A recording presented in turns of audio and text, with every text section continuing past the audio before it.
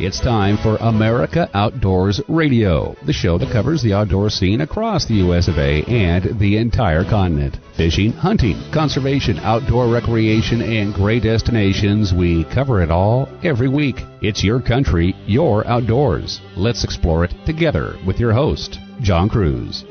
Welcome to the show. Have you gotten out for any of those early hunting seasons yet? Hunting did open up the first part of September in several states around our great nation for dove, grouse, and bear, and bow hunting opportunities also became available in several places for deer and elk. As for me, my son and I explored some new country looking for mourning dove. Unfortunately, our hunting trip was a bust as far as the birds go, but we got some shooting in at the end of the morning at the local range, banging away through a carton of hand-thrown clay pigeons. I'm happy to report we both limited out on those birds, but I'll tell you what, no matter how much hot sauce you put on those pigeons, they still taste kind of chalky. This week on America Outdoors Radio, we'll tell you about one of the best states in the nation for dove, quail, and small game. That would be Arizona, and the Game and Fish Department there has a small game challenge for you if you're up to it. We'll tell you more about that in just a minute. In other hunting news, several animal rights groups have been proclaiming the practice of baiting bears isn't sportsmanlike and doesn't constitute a fair chase of the animal. In response, the Boone and Crockett Club, that 120-plus-year-old hunting and conservation organization, has released a statement that essentially says, yes, it is. Keith Balfourd from Boone and Crockett will join us at the midpoint of our program to explain more about this issue and about the evolution of fair chase and ethical hunting in America. If you're looking for another place to go hunting or fishing this fall, you may want to check out the Ozarks near Branson, Missouri. Larry Whiteley, the host of a daily outdoors radio show put out by Bass Pro Shops and an outdoors ambassador for the Branson Convention and Visitors Bureau, will tell you more, and I suspect you'll be planning a trip there in a hurry after you hear what he has to say. Finally, we're going to talk fishing in Alaska. I know it's September and the fishing tourists are gone, but according to George Krumm, the editor of Fish Alaska magazine, this may well be the best time of year to fish some of the waters found in the last frontier near Anchorage, Ketchikan, and on the Kenai Peninsula. And George is going to tell you exactly where he would go and where you might want to go as well. Before we go north to Alaska, though, let's head south and west to the desert. Our first stop today on America Outdoors Radio is in the state of Arizona because Arizona Game and Fish, they've got something fun for you to take part in this fall. It is the Arizona Small Game Challenge, and with us here to tell us more about it is Larisa Harding, the Small Game Program Manager for Arizona Game and Fish. Larisa, great to have you on the air. Thank you. So you've got 4 different challenges for hunters, all having to do with small game, mainly birds, but not all birds. Tell our listeners more about what these challenges are. So we've got 4 challenges that are meant to encourage hunters to get out and see the beautiful parts of Arizona, do some exploring, and learn something about some species maybe they hadn't considered before. The first of those challenges is probably the one that we would recommend most beginning hunters start with. It focuses on areas of Arizona primarily south of the Mogollon Rim. But you can get 5 of the 7 following species to fill that challenge. We're looking for mourning doves, white-winged doves, or Eurasian collared doves, and then cottontails, Gambel's quail, the Montezuma or Mearns quail, and the scaled quail. So any 5 of those 7 get you the requirements for that challenge.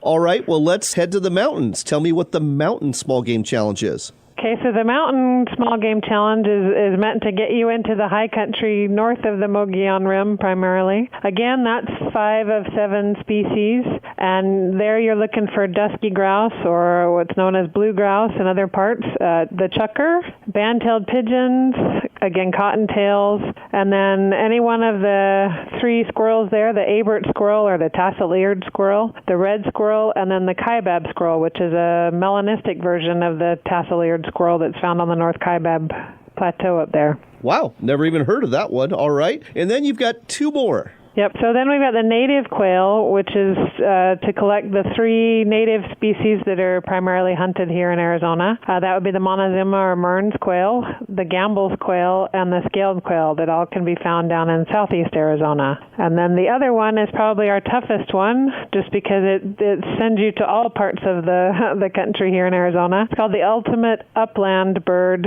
Challenge, and you have to get all of these species, and those species are the dusky grouse, the chukar, the Montezuma or Mearns quail, the scaled quail, and the Gambel's quail. So all 5 of those species to complete that challenge. All right. Now, folks, you're going to have a hard time doing all of these in 1 year. And actually, you only get to pick 1 per year because they want you to come back for a few years here in Arizona to go hunting. So how do you register for one of these challenges, and what does the money go for in terms of the registration fee? So like you said, you can only register for 1 of the 4 challenges each year because, our hope is that you do come back and explore new country. You can register either by Googling the Valley of the Sun Quail Forever Chapter's website. That's actually at votsqf.com, and they have a link to the registration page, or you can find it on our hunting page at www.azgfd.com/hunting. There's a link at the bottom of that page. The registration for each of the challenges is $25, and it's actually matched, which is really great. It's matched dollar for dollar, so your $25 turns into $50. The Valley of the Sun Quail Forever chapter. And that goes directly to habitat work on the ground that benefits small game species here in Arizona. One of the things to be aware of, though, is that we've capped participation at about 100 hunters per year. So if you're looking to sign up and do this, don't wait to register because spots are actually filling pretty quick. All right. So once I've registered and I head down to Arizona to go hunting, I start harvesting some of these birds. Do I have to bring them to your office in Phoenix, or how do I actually show you that I'm completing the challenge? If you want to let me barbecue dove, I'd be happy if you brought it to me. But no, you need to just take a time-stamped photo of each one of the species that you collect. And if you go back to our website there where you registered, there's a link to reporting. And if you report your species, you can see that you'll tell us the date and the game management unit where you collected your species, and then you email me your photos and reporting form. All right. So, Larisa, I guess the last question I have for you is this. When it comes to completing the challenge, obviously I'm going to have some bragging rights, but what else, if anything, do I get? You get actually a really cool plaque from Arizona Game and Fish Department that's actually in the shape of Arizona. It's a nice wooden plaque that has spots for engraving plate to mark the achievements. And so with each of the challenges, we'll send you an engraving plate for that given year for the completed challenge, and you'll have space to put all 4 on that plaque if you so desire. So that's what you get as a part of that. Plus, you get the bragging rights and cool photos and experiences to share with your friends. Well, it's certainly sounds like a great excuse to head to Arizona this fall and this winter to participate in the Arizona Small Game Challenge. Folks, whether you want to hunt dove or hunt quail or hunt rabbit or hunt squirrel, there's something for you here, and you'll get more than bragging rights. You'll get a great little plaque, and you'll be able to tell all your friends all about it when they ask you, what is that plaque all about? So it's the Arizona Small Game Challenge. Just go to azgfd.com. That's the Arizona Game and Fish website /hunting. That's azgfd.com/hunting. And just look for the tab at the bottom about the Arizona Small Game Challenge. Sign up to register. The money goes for a great cause. And get to Arizona and have some fun hunting. Larisa, thanks for telling us about this today on America Outdoors Radio. Thanks for giving me the opportunity to spread the word. I appreciate it.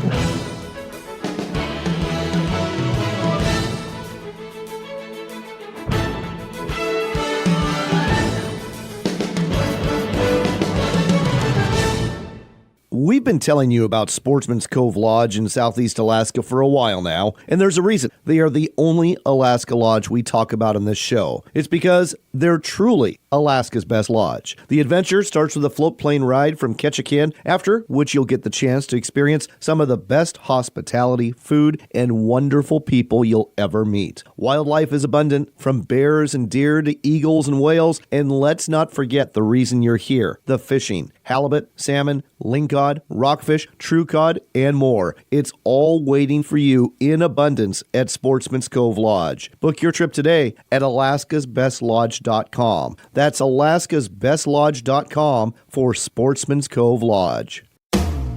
There's a place where the fishing is year-round, where the sun shines 300 days a year. The wineries and breweries are right downtown. The hiking and cycling offers spectacular views you just don't get in the big cities. Fortunately, the place is real and vibrant. It's the Dalles, Oregon, just 90 short minutes from Portland, along the gorgeous Columbia River, where the adventures are limited only by your imagination. Find out more at explorethedalles.com.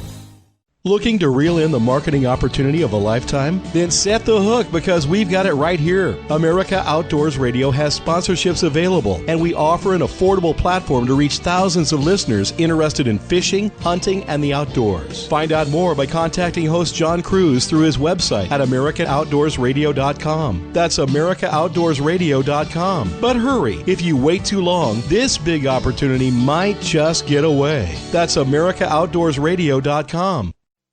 We're back with Mike Meisberg at Mardon Resort in Eastern Washington. As we head into fall and early winter, I know a cast and blast getaway is a big reason people come to your resort, isn't it, Mike? We have cooling waters in the fall, enhance the fish bite, and when waterfowl season opens, we've got vast numbers of local duck, in addition to desert mule deer that are magnificent. Find out more at MardonResort.com. That's Mardon Resort, where the fish bite, but we don't. NorthwestFishingReports.com is the Northwest's largest fishing reports website, featuring well over 50,000 fishing reports, videos, articles, and more. All 100% free. Catch more fish with Northwest Fishing Reports. Log on today.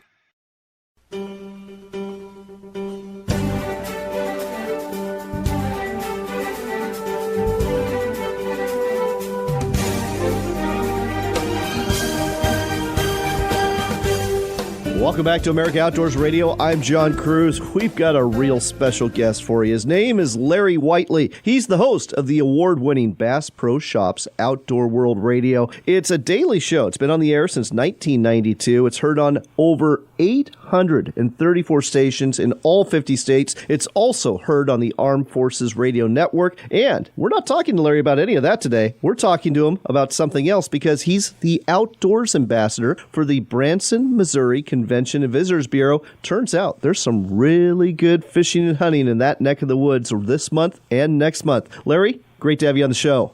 I'm glad to be here. So, Larry, the reason I've got you on today is to talk about some of the great fall fishing and hunting opportunities in the greater Branson, Missouri area. And let's start off with two very well-known lakes, especially if you've ever followed the Bass Tournament Trail. Table Rock Lake, Bull Shoals Lake. Tell our listeners about these fisheries, especially September-October timeframe. Yeah, Southern Living Magazine ranked Table Rock Lake one of the best lakes in America, really, for all the things that you can do. It actually has more shoreline than most beaches do. That's how big it is. It's well known for its bass fishing. They have a lot of tournaments on Table Rock, but of course we also have good crappie fishing, white bass fishing, walleye, catfish, all that stuff too. It's a very well-known lake in the Ozarks, but across America too. I had no idea that you had walleye fishing in the Ozarks. I always thought they were a little further north than that. How big do the walleye get there, and is it a pretty good fishery for them? Well, just to give you an idea, Bull Shoals Lake, which is nearby Branson here, has a very high percentage of legal-size walleye caught every year, including a 21-pound, 1-ounce Missouri state record. That gives you any idea. That is one heck of a walleye. All right. Table Rock has some walleye, too. Stockton Lake up towards Springfield here is also known for its walleye fishery, too. I'll be darned. That's a great thing about this show, Larry. I learn something new every week as well. What about trout fishing? Do you have some good trout fishing lakes in the Branson area? Lake Taneycomo, again, is known all over the country as one of the best trout fishing lakes in America, too. They stock 750,000 rainbow and brown trout each year in its cold waters. And then the state record for brown trout is like 26 pounds, 12 ounces. Rainbow trout, 15 pounds, 6 ounces. Wow. You got some cutthroat in there, too. You are giving me all sorts of reasons to come to Branson, Missouri with a fishing rod in hand, but I know hunting is a pretty big deal in your neck of the woods, too. Where are folks deer hunting out there? Well, one of the biggest areas to hunt is Mark Twain National Forest, which is surrounding this whole area down here in the Ozark Mountains. We call this the Ozark Mountains of Missouri and northern Arkansas. And they're not the Rocky Mountains, but they're big hills, and we call them mountains and everything. But there's a lot of hunting areas in that. Of course, in the fall, you got all the beautiful fall colors, too, if you're out there, too, enjoying that. Good turkey hunting, too. So we got a lot of good hunting down this area. For non-residents, how hard is it to draw a tag in Missouri for turkey or deer, or can you just literally go and buy one over the counter? You can buy one over the counter. They just recently went up some. I couldn't tell you exactly what it is now, because I've never had to buy an out-of-state tag here. But there's really reasonable. In fact, they went up because they found out that people were coming in hunting and not buying a tag because the fine was less than what they'd have to pay for the tag. So, but now they've raised all that up too, the fines and everything else. So they'll buy their out-of-state tags. Last question for you. When it comes to a place to stay, obviously Branson has all sorts of options in terms of hotels, great food there, great entertainment. But what about camping? Is there a lot of camping on some of these lakes that you talked about and in the National Forest? There's camping all over this place. I tell you, of course we got the lodges and the resorts and hotels, motels, and all that. But camping is really big because most of it's right on the water and everything too, where they can enjoy the lakes and streams and all. Because we've talked about the lakes, but we got thousands of streams in this area too that people can fish also too and wade and just enjoy being around too. But lots of camping experiences. And Bass Pro Shops, which owns Big Cedar Lodge in Branson there, started a new thing called glamping. And glamping's new in the outdoor world now, but it's luxurious camping is what it is. But they also have that type of camping too. I do want to talk a little bit about streams. Again, you think of some of the bigger rivers, but tell me more about stream fishing. I presume this is all trout fishing? No, it's for smallmouth. It's for bluegill, catfish, whatever too. But there's something about wading a stream or canoeing or kayaking a stream, especially in the Ozarks here to me. And in the fall, you get that tunnel of color you're going through in that boat and everything. But there's a lot of that goes on, even what they call sucker grabbing or gigging too. They do both of those down here too, which is very popular for what most states consider a trash fish, but it's very edible and very good. I had no idea. And yes, I'm one of those people that considered it a trash fish. I have never eaten a sucker before. What's it taste like? And please don't say chicken. I would myself, I would rather have a sucker than a walleye. Wow. Fix them right, but if you fix them right, they are really delicious. Okay, well, I'm going to go catch one, and I'm going to send you an email, and you give me a recipe, and I'll try it out, and I'll let you know how it goes. Yeah, that'd be great. In the meantime, whether you want to gig for sucker or fish the streams around Branson or fish some of these really famous lakes or go hunting for white-tailed deer or turkey, there is a lot going on the next couple of months in Branson. What's the website we can send people to so they can start planning their trip? Go to explorebranson.com. Easy enough, folks. ExploreBranson.com. That's the website for the Branson Convention and Visitors Bureau. You'll find all sorts of information about outdoors recreation, places to stay, places to eat, entertainment, and more. That's ExploreBranson.com. So, Larry, I know Branson's very famous for entertainment, but I understand that it actually has more theater seats than Broadway. Is that true? It does. A lot of music theaters, dinner theater type things. There's a paddle boat, the Branson Belle, that floats on Table Rock Lake, and they have put on a show with meals, and there's all kinds of stuff going on. There's so much to do in this area that it's just unbelievable. On the ExploreBranson.com, they just need to take an hour or so and go through that and see all the things there are to do in the Branson area, besides just the outdoors. So you can go enjoy the outdoors and then go have a great meal at a great restaurant and go to a show or whatever. There's so much to do. Sounds like a great plan to me. Larry, thanks for sharing this with us today on America Outdoors Radio. Thank you, buddy.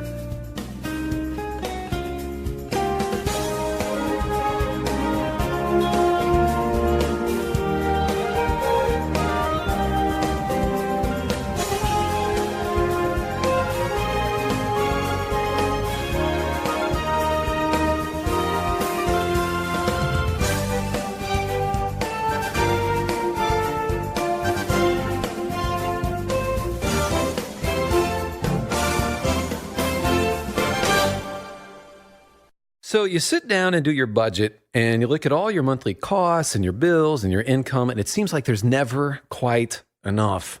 You know what would really help? Finding $500 a month to help balance things out. That is the typical savings, $500 a month for a family when you switch to MediShare for your health care.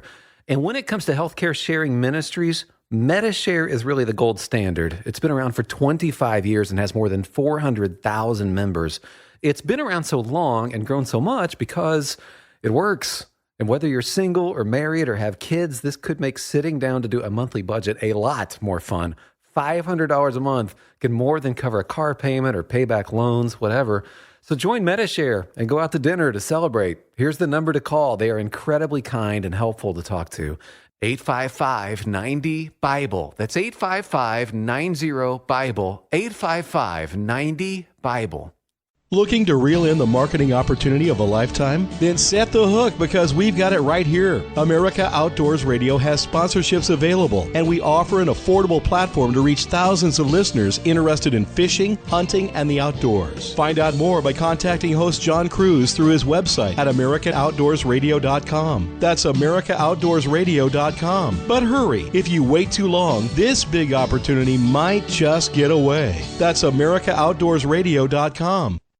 Backcountry Hunters and Anglers, a nationwide group working to keep public lands in public hands. We've helped ban the use of drones for hunting. We help repair wildlife corridors in key riparian areas. We speak up against illegal ATV use. Please join this dynamic conservation group. Check us out at backcountryhunters.org.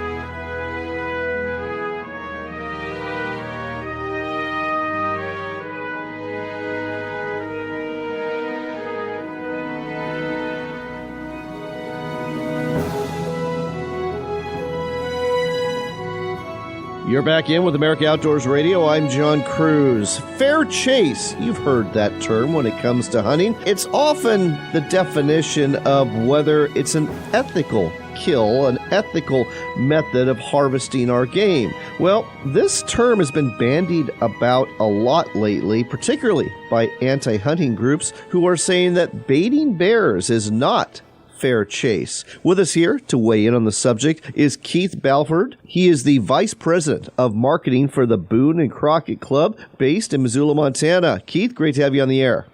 Hey, you bet. Thank you, John.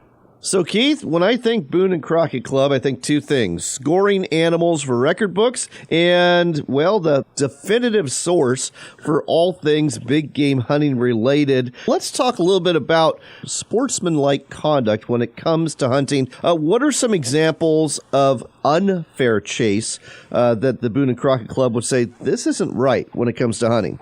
Even before I answer that question, maybe to help set this up a little bit better is if I go back to the reason why the club was founded, we were losing wildlife, especially big game, at an alarming rate. When Roosevelt got the club together, extinction was a legitimate reality for a number of species of big game. And in fact, I often say if the Endangered Species Act, which we have now, was in place in 1887, literally every big game species that we legally hunt today would have been listed as endangered or threatened. That's how bad things had gotten. Wow. Roosevelt's vision was, okay, in order to recover this wildlife, we still needed advocacy. We still needed public access to wildlife. Just stopping all hunting, including commercial market hunting, which was a big problem. But recreational hunting, he didn't view that as an option. So what he proposed instead, which was, the counterintuitive sales pitch of the century, was the best way to save what's left of game species is to continue to hunt them. However, there would be new rules. There would be order. There would be standards. There would be guidelines. And so Roosevelt and the founders of the Boone and Crockett Club launched this new concept, which we call conservation today. And he called upon sportsmen to be the leaders of that new model for the treatment of wild natural resources. And the order and the structure came from the principles of fair chase. What was a legitimate approach to harvesting game instead of a focus on quantity, how much game you could take, which was prevalent at the time and which really got us into this problem of declining game populations. He moved the quality of the chase ahead of quantity. And that really became the social license to allow sportsmen to recover wildlife. The public looked at this and said, okay, hey, these guys are going to go about it in a fair and honest way. They're only taking what they can use. They're using self-restraint, which is a discipline that conservation demands. And that's really what fair chase is. So in the early days, the club, kind of frowned on some of the common hunting practices of the time, which was, chasing game that was mired in deep snow, which was called crusting. They viewed to outlaw that. Chasing game at night with torches and lanterns, driving them into lakes in ponds where they could be easily shot. Those were activities that were deemed beneath a sportsman. Those were more akin to commercial market hunting practices, which was as much game as you can take the easiest way possible. It wasn't about the chase. Right. It was about the harvest. And now, thanks to season setting and thanks to regulations and rules, we've eliminated a lot of this. But animal rights groups are saying, hey, baiting bear, that is not fair chase. It should just be a spot and stock activity. Frankly, you and I know that the end game for the animal rights groups is to ban all hunting. They don't care whether it's fair chase or not, but let's just, for a moment, take them at their word. When it comes to baiting, is it fair chase, and if so, why? Well, that's why the club issued this position statement last week. It was time to put this in perspective, set the record straight, really call out what the animal rights and anti-hunting groups are doing or what they're trying to do. For one, they're contradicting themselves. They make no bones about it. Their end game, like you mentioned, is to end all hunting, but now they're not having a whole lot of success at that. So now they're trying to, I assume, create some sort of public smear campaign by dragging baiting out and saying, well, this isn't fair, even by sportsman standards. But what they're actually doing is saying, okay, as long as hunting's fair chase, it's okay with them, which is kind of an odd thing, but that's what they're saying. Right. Getting back to your question, there really is no right or wrong answer when it comes to baiting. Our system of wildlife conservation works because each state Fish and Wildlife Agency is responsible for the allocation and the management of the wildlife resources within their jurisdiction. And every state is different. Every state has different game, different terrain, different hunting customs, and it really should be up to the state wildlife agency to determine, here's a population of bears, and here's the terrain that, these bears inhabit, and here's how close they are living to, population centers. Here's how many bears, is sustainable. Here's how many bears that is socially acceptable in terms of bear-human conflicts and things like that. And they set the rules, and they say, okay, here's the harvest level, here's the seasons, here's what should be harvested to manage this population. And along with that is, what's a legal hunting method? And some states have determined that in order to achieve these harvest objectives, baiting is a legitimate and therefore legal hunting method. Other states have determined, no, we're not in that kind of situation, and spot and stock is the legal hunting method here. Keith, we're running short on time here, but what was really eye-opening to me was what you mentioned about the terrain. I live in Washington State. We have a lot of open forest floor in areas where you can spot and stalk bear. So baiting's not allowed in Washington State, but that's okay because it's a legitimate means of hunting bear is spot and stalk. But if you go to some of our upper Midwest states where the woods are so thick you can't see 15 yards into them, you're never going to spot and stalk a bear. You have to use bait. It's really the only way you're going to have any success at getting a bear, isn't it? Yeah, that's true, and it's not just there in the deep south, the swamps down in that part of the country. They still use dogs to reach a harvest quota. So, yeah, again, this is wildlife management. This is these state agencies calling on sportsmen and encouraging them to participate in this harvest.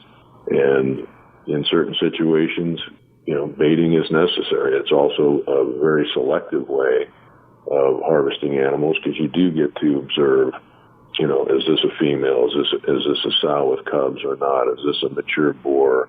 This is what should be harvested. So this is a swing and a miss by the animal rights and anti-hunting groups. And as far as sportsmen, it's a personal choice. If baiting's legal in your state, and you feel like, this is what I want to do, you should have a right to do that without criticism. If you choose not to and you want to spot and stock, that's fine too. I think that's a great way to wrap this up. What's the website for the Boone and Crockett Club so folks can find out more about your organization, Keith? Pretty simple, BooneandCrockettClub.com. There you go, BooneandCrockettClub.com. Check it out and dive into the history and conservation of animals here in North America, especially big game. Keith, thanks for sharing this with us today. Anytime.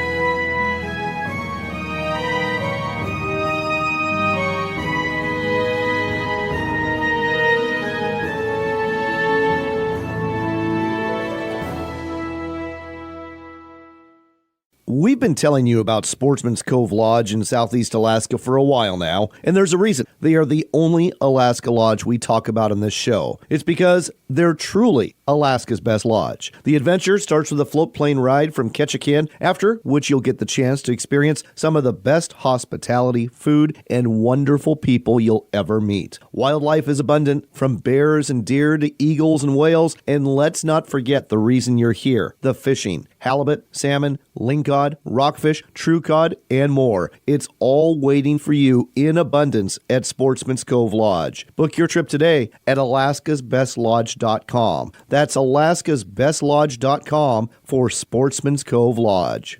I'm Bob Loomis, and I fish for walleye. Sometimes when I'm out on the water, I feel like a destroyer captain hunting for targets with my electronics. I'm not hunting submarines, though. I'm hunting fish, and when I find that big one on the fish finder, I want to make sure she's going to bite. That's where the Smile Blade Slow Death Rig from Max Lure comes in. The Smile Blade spins and flashes at ultra-slow speeds, and the one-of-a-kind red hook keeps that bait moving in a way the fish can't resist. It's the Smile Blade Slow Death Rig. You're the destroyer. This is your depth charge. Only from Max Lure. There's a place where the fishing is year-round, where the sun shines 300 days a year. The wineries and breweries are right downtown. The hiking and cycling offer spectacular views you just don't get in the big cities. Fortunately, the place is real and vibrant. It's the Dalles, Oregon, just 90 short minutes from Portland, along the gorgeous Columbia River, where the adventures are limited only by your imagination. Find out more at explorethedalles.com. Are you looking to reel in the marketing opportunity of a lifetime? Then set the hook, because we've got it right here for you. America Outdoors Radio has sponsorships available, and we offer affordable platforms to reach thousands of listeners interested in fishing, hunting, and the outdoors. Find out more by contacting John Kruse through his website at AmericaOutdoorsRadio.com. That's AmericaOutdoorsRadio.com. Hurry, though. If you wait too long, the big opportunity might just get away. AmericaOutdoorsRadio.com. It doesn't matter what sort of adventure you're after. Whether it's big game deep in the backcountry, a day of fishing out on the water, or an overnight in the great outdoors. At Sportsman's Warehouse, we've got the gear in here for what you need out there. Gear up for your next adventure at one of the Sportsman's Warehouse stores or shop online. Sportsman's Warehouse, America's premier outfitter. Backcountry Hunters and Anglers seeks to ensure North America's outdoor heritage of hunting and fishing.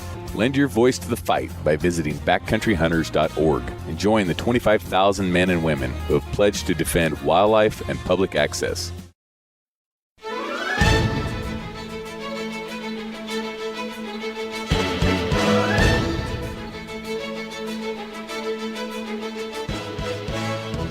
Next on America Outdoors Radio, we've got our old friend George Krumm back. He is the editor for Fish Alaska magazine, and it is September, and a lot of you are thinking Alaska's in the rearview mirror when it comes to fishing, but it's not. The weather's not bad, and the fishing holds promise. George, thanks for joining us on the air today. Yeah, glad to be back, John. Thanks for inviting me. I'm always glad to have you with us, and I thought we'd talk about some fishing opportunities within range of some of our stations in our show. And why don't we start off with something within striking distance of Anchorage, where listeners are tuning into our show on KBYR. Yeah, that sounds good. September is a glorious month in Alaska. I really like it. Temperatures are cooling down. The scenery is beautiful, especially when the birch trees start turning yellow before the wind rips them all off the trees and blows them away in late September or early October. There's a lot of things that some people might say are peaking in September, believe it or not, even though most of the tourists are gone. And one of those things, near and dear to my heart, is the stillwater fishery in south central Alaska, specifically the area around Wasilla, about 45 or 50 miles north of Anchorage on the road system. So tell me about some of the lakes that you would be fishing during the month of September up in that area.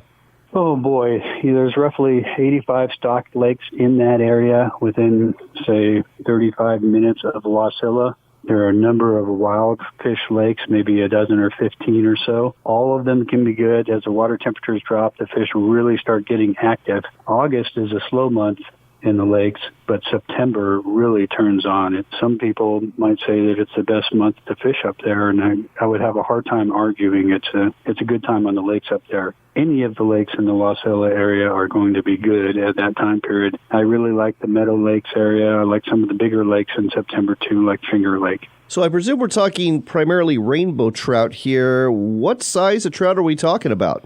Well, it depends on where you go. There are lakes that are heavily planted with catchable rainbows, and there are a large number of lakes that are planted with fingerlings.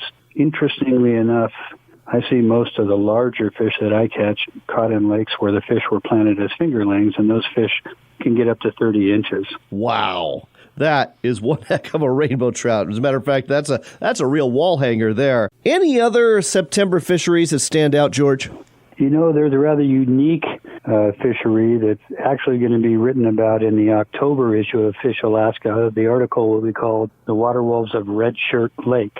Red Shirt Lake is in the Nancy Lakes State Park Recreation Area north of Anchorage, about an hour and a half. To get to Red Shirt is about a 3-mile hike, but it's easy. The trail is well maintained, and the lake is just full of pike. There's a lot of them. And on a good day, and September is a good time, you might catch 40, 50, 60 pike. Wow. Are we talking about tossing some 5-a-diamonds out there, or what are folks using to catch them? You know, that's a good question. You can catch them on spoons like you're talking about. You can catch them on topwater, swim baits, even flies. And one of the unique things about this particular lake is that there's a canoe rental outfit that rents canoes. You can arrange for them in advance. You get your key, you take your paddle and your life preserver when you hike to the lake, and then you unlock your canoe at the lake. There's also a number of different places to camp, including a few cabins on the lake. George, this sounds like a ton of fun to me. Any other recommendations about this one? Sure. If you don't go this September, keep it in mind for next September, and be sure to read that article. Again, it's The Water Wolves of Red Shirt Lake by Joe Jackson. Let's turn our attention to Ketchikan, where we have listeners tuning in today on KTKN. Where would you recommend folks go down there? Because you got both freshwater and saltwater opportunities for September, don't you? Yes, and if it were me, I'd be going down there to focus on saltwater for coho salmon. September is the peak month for that particular fishery, and the fishery will go all the way into October. The fish down there during that particular time frame are nice fish. A 12-pound silver is not uncommon, and fish to 20 pounds are certainly possible. What's even more attractive is the bag limit is 6 fish per person per day, and there is no annual limit, even for non-residents. So it's a tremendously productive fishery. Oh, it sounds absolutely fantastic. All right, one last fishery, and we're going to call this one Dealer's Choice. Anywhere you want to go in Alaska, where would you recommend somebody go to catch some fish in September? Well, Alaska's a really big state. It's 2.5 times the size of Texas, but I'll give you one that's on the road system that is predictably good every September, all month long, and that is the upper and middle Kenai River trout and Dolly Varden fishery. Anywhere from Sterling up to Cooper Landing, the fishing is going to be good. Sockeye start spawning in September, and starting early in the month, the fishing is good. As you head towards the middle of the month, it gets on fire, unbelievably good, mostly for anglers fishing beads. And then a little bit later in September, as some of the sockeye start to die off and the conveyor belt of eggs starts to slow down, flesh flies start to produce. Assuming water levels stay relatively stable, the fishing is really, really good. The wild card in all of that is sometimes we'll experience a big rain event, or perhaps a glacier dam will break and a bunch of water will flush into the system. That is a wild card. If you get a big high water event, it'll wash away a lot of the dead sockeye and the eggs, and the fishing will oftentimes slow down during that instance. But if it doesn't, it's off the hook fishing, really scenic, big rainbows. You do have a good chance of catching a fish. Well, you're going to catch fish in the mid-20s if you fish it for a while. And if you're one of the lucky guys and you fish often enough, you're eventually going to get a fish over 30 inches long. Unbelievable. And here I thought only steelhead got that big. All right, before we go, what's the website so folks can check out the latest from Fish Alaska Magazine and maybe subscribe so they can start planning some adventures? Sure. It's www.fishalaskamagazine.com. That's fishalaskamagazine.com, and that's George Krumm with some great ideas for September fishing in the last frontier. George, always a pleasure. Look forward to talking to you again soon. Thanks, John. Turning from fishing back to hunting from the Outdoor News Daily, we've got some interesting news for you. We'll start off in Mississippi, where the 2019 Public Waters alligator hunting season opened up on August 30th and runs until noon on Monday the 9th. This is becoming quite the popular season. A total of 960 permits in 7 hunting zones around the state were awarded in 2 random drawings. During the June application period, Mississippi Department of Fish, Wildlife, and Parks received 4,414 applications hoping to get one of these permits. This is the 15th year of public waterway alligator hunting in Mississippi, and wildlife officials expect high participation from those that got permits. Also, consider this an early reminder for next year. As for how good this season's going to be, State Alligator Program Coordinator Ricky Flint says Mississippi has experienced above-average rainfall, which provides favorable navigation conditions in most river systems. But access to boat ramps may be restricted along the Mississippi River and the South Delta due to recent flooding, though state staff members are working with and assisting county partners to clear access to those impacted boat ramps. Meanwhile, one state over, the Louisiana Department of Wildlife and Fisheries will hold a squirrel hunting seminar for beginners in Lafayette on September 21st. The event, dubbed Squirrel Hunting 101, will be held at the LDWF's Lafayette Field Office from 8 a.m. to noon. The seminar is going to cover proper equipment, firearm selection, rules and regulations, outdoor navigation, and hunting opportunities. It will also include a teaching session in the outdoors near the office to discuss proper hunting techniques. Attendance is free of charge. However, you do need to pre-register and can do so by contacting the LDWF field office in Lafayette.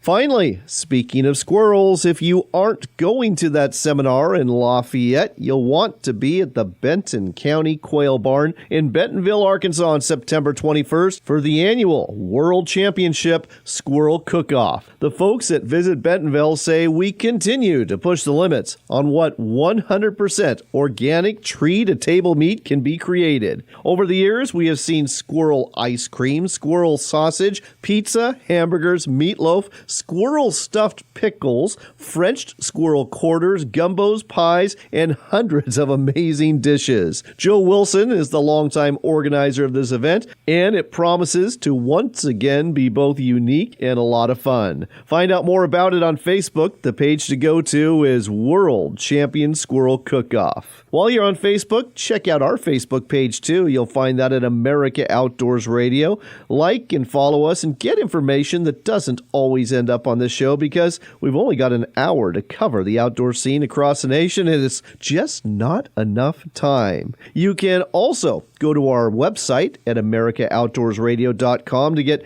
previews of upcoming shows and listen to a podcast of our most recent episode. And be sure to support the sponsors who help us bring you this show every week. We've got to go. I didn't have much luck dove hunting on the opener, but I've still got hope that I can make things happen in the week ahead. I'm hoping you get outdoors too, whether you're fishing or hunting or doing some after Labor Day camping or hiking. It's a great time of year to be outside. Here's hoping you're blessed in the days ahead. And as we go, remember this. It is your country and your outdoors, so get out there and enjoy it.